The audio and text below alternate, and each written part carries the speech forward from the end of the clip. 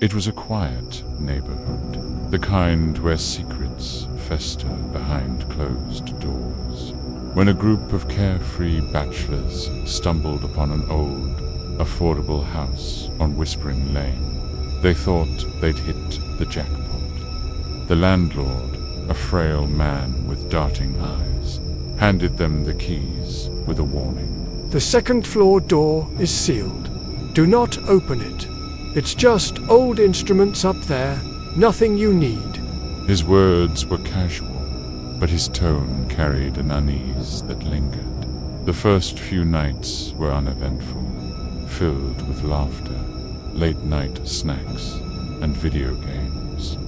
But soon, the house began to change. At midnight, faint singing echoed through the halls, a haunting melody, soft and sorrowful. Sometimes it was replaced by the sound of muffled sobbing, as if someone was trapped in despair.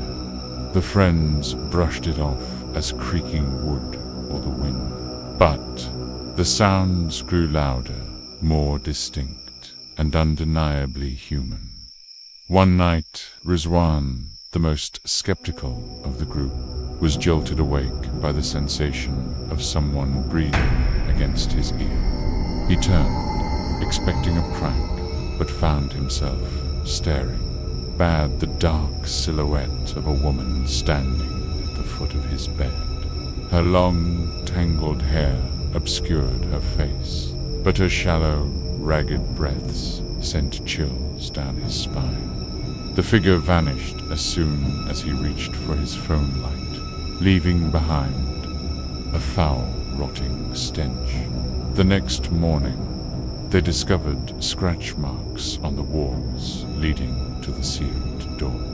The marks were fresh, as if someone or something was desperate to escape. Their unease grew when Sod, another friend, found his bedsheets soaked in a strange, blackened liquid.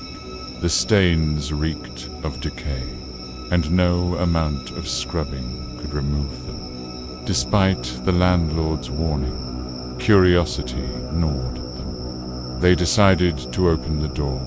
The air behind the door was icy, heavy with the scent of decay. The room was empty, save for a single chair and a mirror covered in a black cloth. The walls bore deep claw marks, and a faded bloodstain stretched from the floor to the ceiling. As they stepped inside, the door slammed shut behind them. The mirror began to tremble, the cloth slipping off to reveal a reflection that wasn't theirs.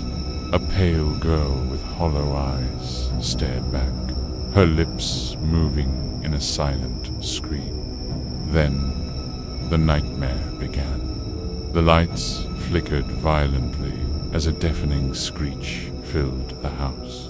The temperature plummeted, their breaths turning visible. Shadows slithered along the walls, stretching toward them like hungry fingers.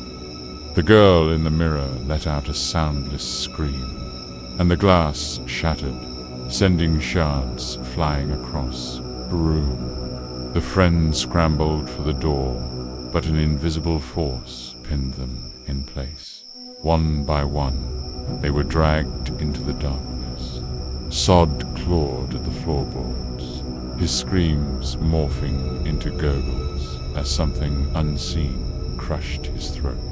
Rizwan's eyes widened in horror as he was lifted off the ground, his body convulsing violently before he was hurled against the wall. The others tried to flee, but the walls themselves seemed to breathe, trapping them inside dot by dawn. The house was silent again. Days later, the neighbors noticed a foul stench emanating from the house.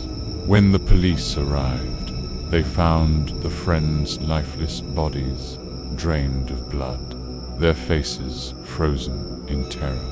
The landlord was nowhere to be found, his phone disconnected, his address fake. The house was sealed once more, its windows boarded, up its secrets buried. But on quiet nights, passers-by swear they hear faint singing from the second floor, a melody that chills the soul. Some claim they see shadows moving behind the windows, and those who dare to linger too long often hear a whisper in their ear. Let me out.